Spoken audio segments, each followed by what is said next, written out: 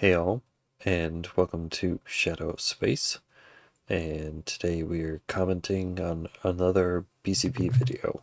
This is titled, Democrats Receive Dire Warning on Incoming Credit Downgrade After Millionaires Flee Liberal State. This was uploaded April 29th. This is being recorded April 30th, and link is in the description. This is a chance for us to ask you just your thoughts about it, and is there any concern about other businesses leaving? This is a big Starbucks in Seattle. This is, again, not the subject of our press conference. Yet when she finally answered. So Starbucks expansion to Nashville has been in the works for years. Seattle will remain their North American HQ, and we're confident of that. Thank you, everybody. Boy. So we got to talk about far left, blue state, Washington, getting a warning from the credit rating agencies that they're on the verge of a downgrade if they do not reverse course when it comes to their progressive taxation and budgeting. Washington is going down the same path that most of these blue states go down because it's popular nowadays to tax and spend. They just passed a millionaires tax, and apparently this tax, again, is not helping the credit agencies feel good about Democrats and their spending habits, okay? Because maybe they understand that as a result of the so-called millionaires tax, which honestly is just going to open the door for everybody with income, right? Anybody with a job to be taxed at the state level in Washington. They understand that, hey, once you start taxing revenue, the revenue tends to leave. The bill appears to have already prompted one. It's economics. There's a certain threshold that those wealthy people can pay or are willing to pay back into the system. Excuse me, having trouble talking. The more you start to go above that threshold, the greater stress they're going to feel to either stop, come and ask you to stop, or they're just going to leave. There comes a point, there comes a threshold where they can't actually sustain the pain that you are imposing upon them, and they have to do something. Again, soft power is still power. It's still manipulation. And the more you manipulate them, the more they realize they're being manipulated, the greater chance they're not going to want to play the game anymore. It's immediately just going to bring game theory into it. Name to say they're going to move out of the state. KOMO senior reporter Chris Daniels live this evening at the State of Downtown event in Seattle to explain. Chris? Yeah, Preston, this is a long-planned annual event that is coincidentally happening at the time when the state appears poised to make a major change to the tax code. And former Starbucks CEO Howard Schultz says he will move out of the state. And there are some whispers in corners of this room that is just the first shoe to drop. Even on the most dreariest of days, Bob Donegan radiates optimism. Seattle is still a really attractive place to come to visit or work or live. The Ivers CEO has been a champion of the Seattle waterfront redevelopment that he says has prompted foot visitor traffic to jump by double-digit percentages in a year. The private sector has spent more than $1.5 billion in new hotels, apartments, retail spaces, renovations of the piers. So it's working. So the investment's paid off, you think? Oh, without a doubt. Yet he cautions that waterfront momentum could be blunted by a new income tax. I do know from talking to the private wealth attorneys that many of them spent the second half of last year helping their clients find new domiciles outside Washington state. That's a bad trend. Okay, and this is something that woke mayor of Seattle, Katie Okay, Wilson, well, that's not up has to went on you. record claiming that she's good with that, right? She's good with Apparently. the revenue that she needs to pay for the socialism that she wants leaving the state over their progressive taxation. Take a look. Mayor Wilson, we all know the taxing climate has dramatically changed since your campaign. As a new progressive, do you still think progressive taxes are an easy and promising solution? I've never thought that they were easy. As someone who's been fighting for progressive taxes for a very long time. Then why do you do them? Why don't you do them in a more equitable way, in a more empathetic way, where you take in what they want into account? They'd probably be more willing to go along with you. I bet you've never even talked to the CEO of Starbucks. I bet you've never even asked him. Very, very exciting to see the millionaire tax pass through the legislature. Actually, one of my early, I guess I would say the first big citywide coalition, big campaign that I helped to run was back in 2017, right after Trump got elected for the first time.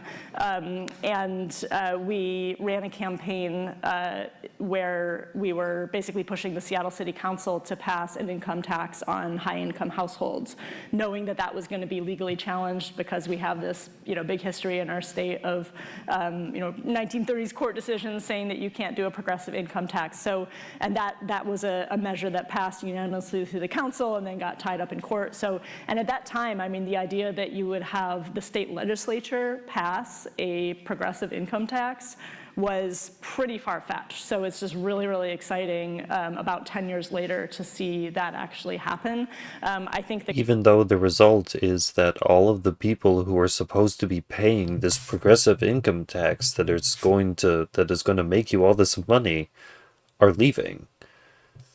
Claims that millionaires are going to leave our state are super overblown, and if the ones that leave, bye. See, but why? It's the top 1%. There's probably 10,000 people. If even 1,000 of them leave, that's an enormous percentage of the overall income. Have you not thought about this? They don't care. That is to say, in general, we still have a very regressive tax system. I mean, I love how they're at a university, probably one of the wealthiest places in the state, talking about how they need to tax the wealthy people. All of the people there need to be taxed more than everyone else. Office is doing a lot of work to look at everyone there who just applauded is someone who needs to have their taxes raised, is someone who is going to be affected by this. And what our options are should be in terms affected of by progressive it. Taxation. We do have more flexibility at the city than the county in terms of our taxing authority. And at the same time, I believe what I said before, which is that it's not good for Seattle's business environment, for example, for the cost of doing business in downtown Seattle to be wildly out of step with, for instance, neighboring Bellevue. So, if Bellevue wants to pass a tax like Jumpstart, I will, let's do it. So that's one way to even the playing field. Yeah, so I mean, I think we're kind of looking for that sweet spot, or what are some progressive tax options which don't actually make the cost of employing people in Seattle higher at this point. So we'll see. That is impossible. You don't get to decide that. That's the business's responsibility to determine how that money gets shifted around. Where that goes. And I think, again, I'll just say, we have a large structural budget deficit at the city that we're going to have to figure out how to deal with in this upcoming budget cycle. And, my budget office, budget staff are hard at work trying to figure out both how we can use our revenue as effectively and efficiently as possible. And I think similar refrain to the executive, right? If there are programs that aren't fulfilling their promise, that aren't working, we're not going to be afraid to end them, right? And so I think that being a progressive doesn't necessarily mean that we keep layering on spending and we never stop doing things, right? So I think that's really important. And at the same time, we probably are going to need new revenue. Good government. Wow, incredible. Absolutely incredible. It is unbelievable that people... Basically, it took 3 minutes to say, tax the rich sounds like a good idea, but, and I don't care. As many people, wealthy people, who want to leave the state, you're more than welcome to. I don't care. She told them that they can all leave. All the ones who think that the taxes are too high and want to leave, she told you. She does not want you. She wants you all to leave.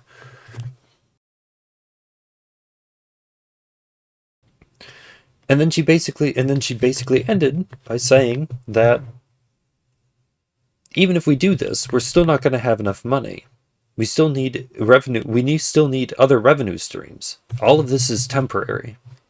None of this is actually going to do anything. Actually voted for this stuff, right? This woman not only supports the so-called millionaires tax, which again is a progressive income tax, which is supposed to be unconstitutional, right? But the whole point of them passing that tax was to get the Supreme Court of the state to knock that down, right? To allow a progressive income tax, which would open up the door for them to be taxed, right? For the middle class to be taxed once the billionaires and the millionaires leave the state, which Katie Wilson claims is okay with her, right? Bye, right? For the millionaires and the billionaires and the businesses that leave the state because of her. Not just buy. She is telling you to leave. She is telling you that she does not want you, and if you stay, the amount that she is going to tax you has no ceiling. It is going to get bigger and bigger and bigger and bigger because it has to in order to make enough money to pay for whatever programs she thinks that she needs to pay for. Progressive income tax, bye, right? See your revenue. It's almost as if she's so stupid that she doesn't understand that she's going to have a hard time paying for her socialism. Well, no, it's the reason that she ended that question the way that she did, by basically saying that no, we're going to need additional revenue streams. We're going to need some other actual plan. None of this is actually going to work. Leaves, right? The only way that you can pay for the socialism is if the revenue stays, right? But if the revenue leaves, then they're going to need to tax more because they won't spend less, right? With these Democrats, it's spend more, tax more. I mean, and she talked about cutting programs. What programs is she going to cut? Is she going to cut anything? She didn't mention any programs she was going to cut. She said she was going to go through and look as if she hasn't gone through already. Like, this is your platform. What are you going to go through and cut? What laws are you going to change? What are you going to change them to?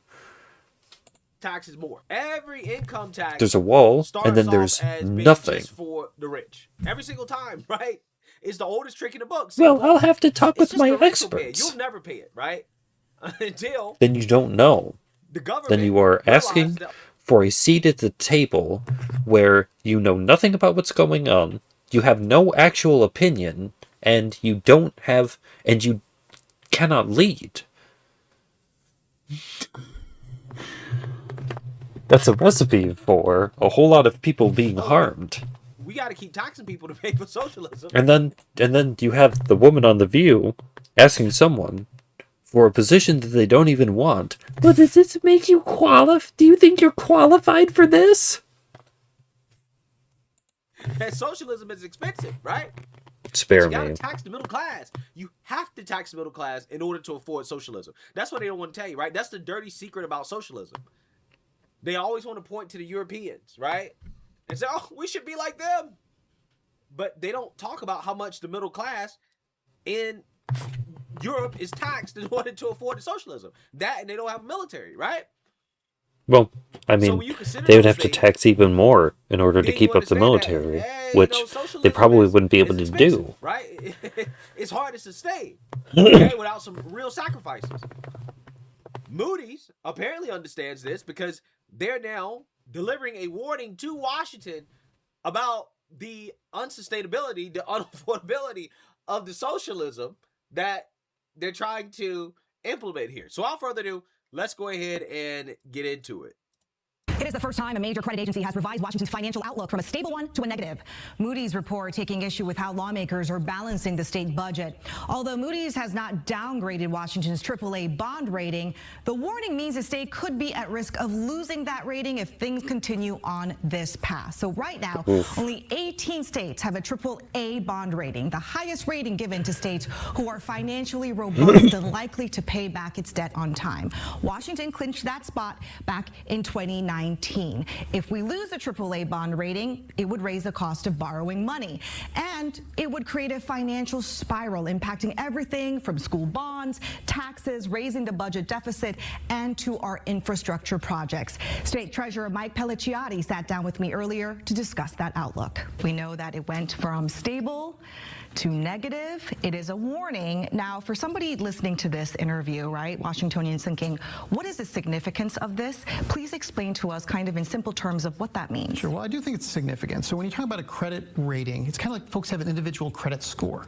It helps determine whether or not people loan you money, how much money they're willing to loan you, at what interest rate you have to pay it back. Well, the state issues what are called bonds, which is essentially the way we borrow money to do infrastructure projects. And our credit rating determines what we pay on the interest to pay that money back. The AAA bonding is... Yeah, so basically what he's saying is that states and local municipalities issue what we call municipal bonds, which are tax-free to invest in, by the way, for the most part, and suitable for high-income people, which is kind of the issue here, right? These municipal bonds that are issued for municipalities to be able to finance their government, right, to borrow money. Yeah, they're financed by rich people who they're actively trying to drive out of the state with their high tax policies, okay? And then on top of that, when you consider the fact that these high tax policies are not being supplemented with fiscal responsibility, so it's not like they're raising taxes in order to cover the deficit. No, they're not raising taxes to be more fiscally responsible. They're raising taxes so they can spend more money. So the deficits are actually getting larger. So you have the rich leaving. Well, the deficits are getting larger. Because, like, the problem is that, like, you're already like this, where this is the amount that you owe, and this is the amount that you're making. The problem is that as you increase this also increases, but it increases at the same rate. So you're constantly so even though you're making more money, the amount of money that you're spending is also increasing. So you're constantly at this deficit. It just continues to escalate the more money that you actually put into the system. You don't get out of it, which means more risk. You either need a bigger bump in order to jump this up more than this is increasing, or you need this to either decrease or stop so that this amount can catch up to it. Investors, and if there's more risk for investors, then they're going to demand a higher premium, right? They're going to demand a higher return in order to be compensated for the risk, which means that borrowing has become more expensive. Because this is basically what a credit rating is. It's the likelihood that you can actually pay back that deficit with interest. It's your record of your ability to do that. Socialism that the city, that the state wants is going. You can't do that, then the bank will not give you money and will not issue you loans because you are high risk. Because they expect when they issue out that loan to get that amount back with the interest. If you default on that loan, that's a hit on the bank as well as you, because they lent you the money in the hopes, with the idea that you were going to pay that loan back.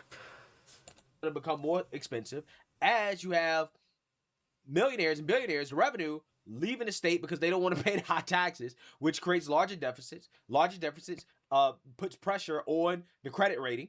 That puts pressure on the return. I believe what happened with the, well, it doesn't matter. Investors are going to be demanding from these municipalities, which raises the cost of borrowing.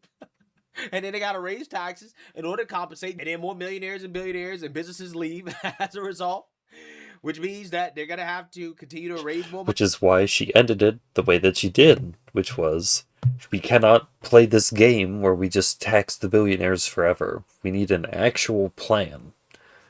Money again from the person who is seeking a position of power. Understand what this is, right? Waiting for her team to come up with a plan so that she can take credit for implementing the plan. These states and these municipalities because of socialism, right?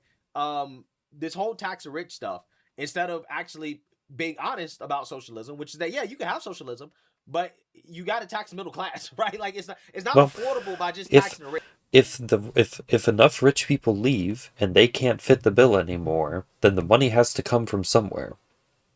If it can't come from them anymore, and because the more you increase that tax base that stays, the more you're going to reach that threshold where they can't stay and they have to leave. And the more of them that leave, the more that tax burden has to shift. Because again, spending doesn't stop. So if this number stops increasing for some reason or decreases, this number doesn't stop. This just keeps going. Taxing the rich is not going to get you there because the rich can just leave, right? Socialism is expensive, and ultimately, in order to afford it, you're going to have to tax the middle class. That's eventually where this goes. That's where it leads to, okay? And these credit rating agencies are picking up on that. And again, the credit rating going down only makes the problem worse, right? It accelerates the financial chaos that these states and these cities will experience as a result of their policies. So again, this is a warning, but the warning is coming because of the fact that Washington, instead of reining in spending, they're trying to quote unquote tax the rich in order to solve the problem. But the credit agencies know that taxing the rich is not going to solve the budget crisis, right? No, they see what's happening. They see government saying we're going to increase taxes on the wealthy. They see wealthy people leaving, which means it decreased revenue to the government. And they say, how many people are going to leave? If enough people leave, you aren't going to have this revenue.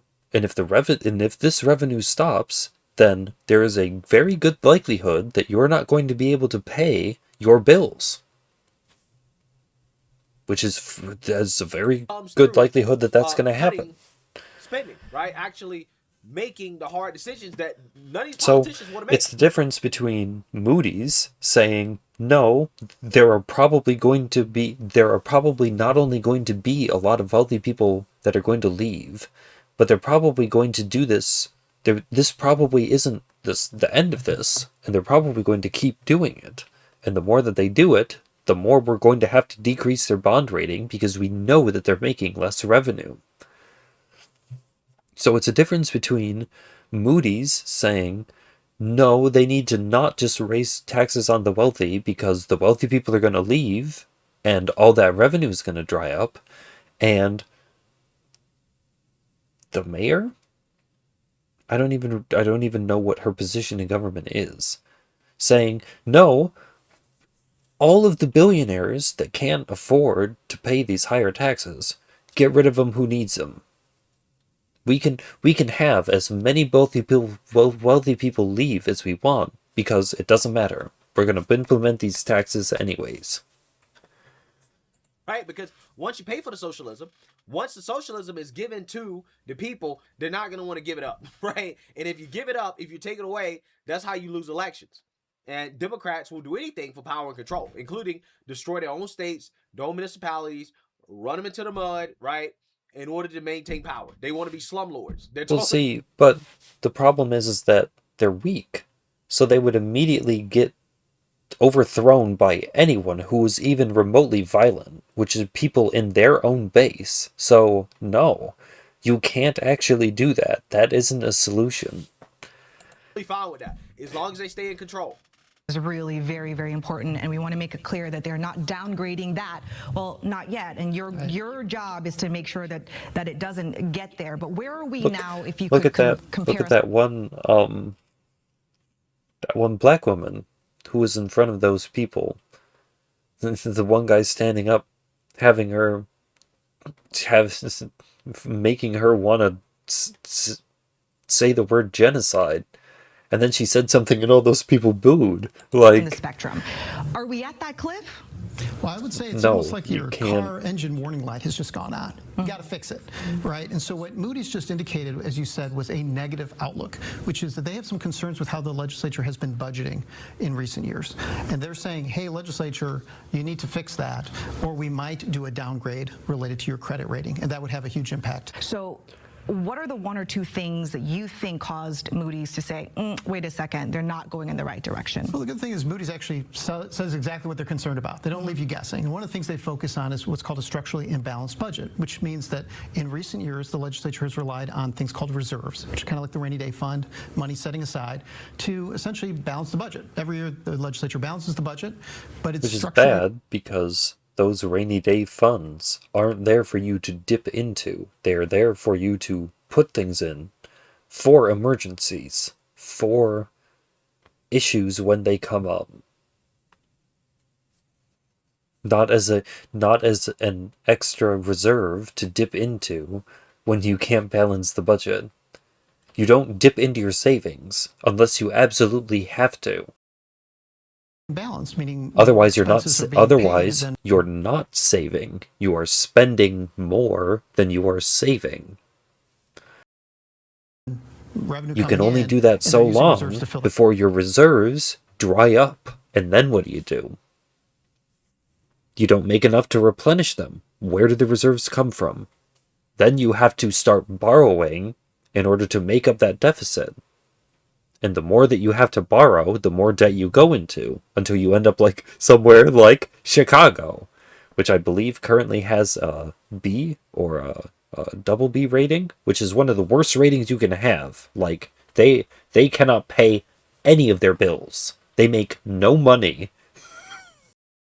And let's talk about that. 800. Yeah. So again, in order to afford the socialism, they're using reserves. Not for emergencies, right? Which is what reserves are supposed to be used for, right? Rainy day fund is supposed to be for rainy days, not because some progressive politician wants to give illegals free childcare, right? That's not what. Unless it's been raining for the past few years straight, in which case you need to figure out something else. You can't just keep dipping into this. No, the reserves assume the rain isn't going to stop and adapt, adjust. In order to compensate. Clearly, Moody's is not satisfied with tax the rich as a strategy. Why? Because they know that they're not going to raise as much revenue as they claim. They never do, because again, the rich leave. So when the rich leave and they don't raise as much revenue as they thought, then they got to make up the gap, right? And that's what Moody's is concerned about. He's like, hey, look, you guys aren't making up the gap. You're digging into your reserves, right? You are digging into your savings for something that's not an emergency. Just because this is what Joe Biden did with the oil, is he sold it all. $180 million in reserves is what they pulled out in the last legislative session. Was that a mistake? Well, it was definitely risky, and that's what I communicated both publicly and privately related to that there was a risk associated with it. Now, the reason they did it is because the Trump administration had reduced the Medicaid funding by $800 million. But the problem is when you take money out of your savings, you have to immediately replenish it. And what the credit rating agency is saying is they're waiting too long in their budget cycle to put that money back. Always trying to blame Trump, right? The only thing the big beautiful bill did when it came to Medicaid is they added work requirements, aka if you don't work. Which again, if they are thinking about taking on more programs which are net losses to their finances, then they have to make up the money. And if they're already starting to take longer to refill, like, it's all warning signs, it's all red flags, it's all saying that there is something internally wrong with the finances of the state, that they cannot pay their bills on time, that they are struggling financially. Government's not going to pay for your health care, right? You need to work. Okay? They need to go on Caleb Hammer's podcast. Okay, I don't think it's controversial. And have their finances looked at. Because their financial checkup, according to Moody's, does not look good. Access to Medicaid. So that's what these people are really upset about, right? When they talk about the funding cuts for Medicaid, what they're talking about is the fact that, hey, the federal government is saying we're not going to pay for people who don't want to work to get free health care, and we don't want to pay for illegals to get free health care. And then these people are pretending that, the federal government is responsible for our budget crisis, right? And it's like, well, those are federal funds. Well, because again, right? You are dependent on that not money. Be so reliant on the federal government. How about that? That money needs to be put back into the budget. You're saying the check engine light is on. So what do they have to do next year so that way the state doesn't break down? Well, it's something that needs to be fixed, which means that you can't keep spending more money than you're bringing in. You can't rely on reserves. You can't rely on your savings to fill that gap. Where do you stand on the income tax? Well, one of the things that I've always said related to that is you can't take longer to replenish those stockpiles that you're taking out, because that's as much of a red flag that you're making less, that it's taking you longer to refill those emergency supplies. Getting rid of our regressive tax system. That is a decision the legislature made in terms of bringing forward that proposal. But I can tell you is what Moody's is saying right now, which is that the legislature is relying on that to balance the budget in fiscal year 2029, meaning in essentially 3 years, it has to balance. So we're in a situation where if that doesn't pass or is overturned in some way, that could create an instability in the budget. And that was one of the concerns that Moody's actually highlighted. So as you just heard, the Democrats are relying on the so-called millionaires tax. That's what I'm talking about when I mentioned the income tax there, to balance the budget in the future with money coming in starting in 2029. Which isn't going to work. That is only if legal challenges against the income tax fail. Republican budget leader Representative Travis Couture reacting to Moody's report, saying in part, Moody's has confirmed what we have been saying for months. The math in Olympia does not add up. You cannot spend record amounts of taxpayer money, raid pension funds, and fail to deliver on the basics without consequences.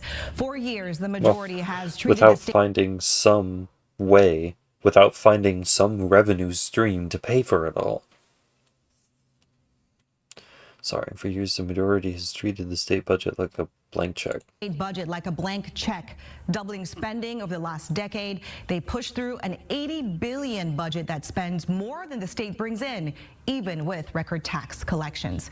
We also reached out to Governor Ferguson for a response, and his office saying, quote, Washington has the highest bond rating in the country, and we're working hard to keep it. Right now, Washington State has 8% in financial reserves. The state treasurer saying by 2028, that reserve is expected to dip lower than 2%. Wow. So, yeah. Again, turns out socialism is expensive, right? Then once you start going down this route, credit agencies know what's up. They know the deal, right? They see what's happening in New York, in Chicago, especially in Chicago.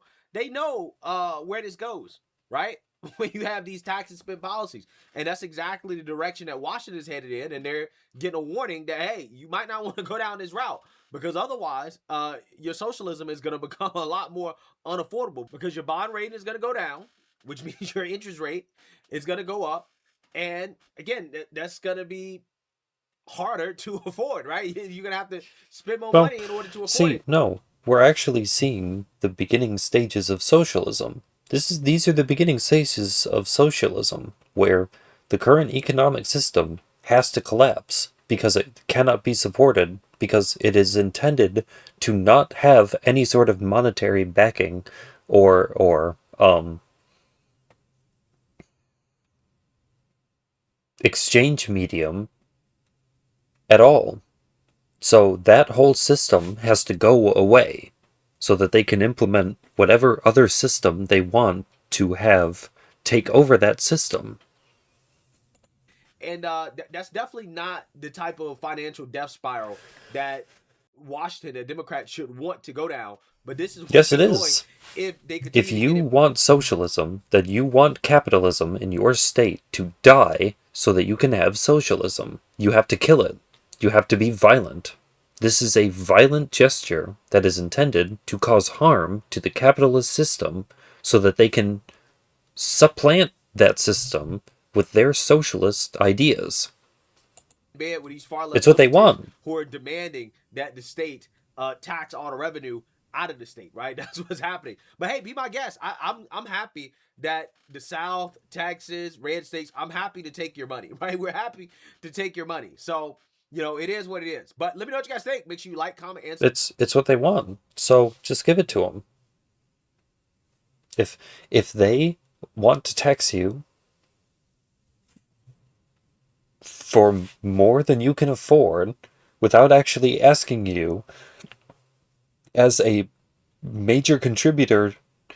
Like, this should prove to you, if all of the money that they say that they're going to make in taxes off of these wealthy people should prove to you not only that wealthy people do pay taxes, but they pay objectively more in taxes than most of the people in the state combined.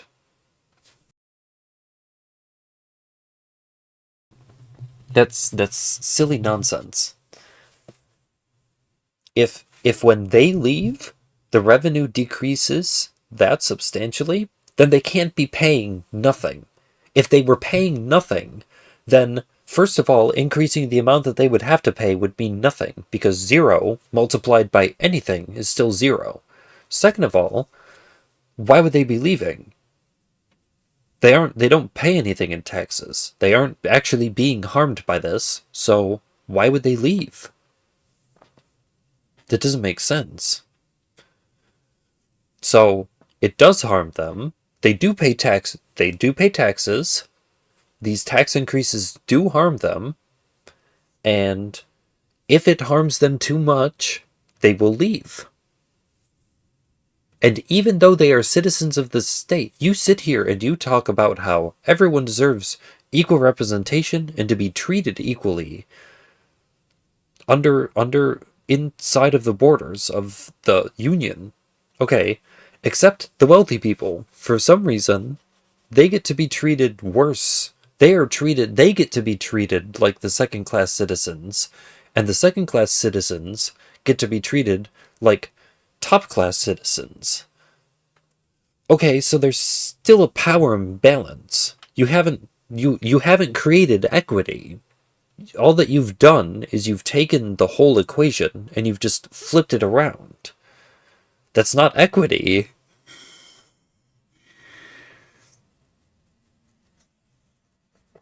If that's equity, then at what point do you take from the poor people and then give it back to the wealthy people? Or does that ever happen? Because when the balance shifts and these people lose all their wealth because it gets transferred over to these people, then they become the wealthy people. So then you take from them to give to these people now, right? And that's equity? Is you constantly just take from the people who have more and then give it to the people who don't have more? It's just constant thievery. It's just constantly pointing at those people and say, well, they have something that I don't have, so I'm just going to take it from them. Absolute barbarism. And they sit here and they say that it is the better system. Clubbing my neighbor over the head and taking their stuff is, I mean, obviously that's the better system. What other system would be better than that?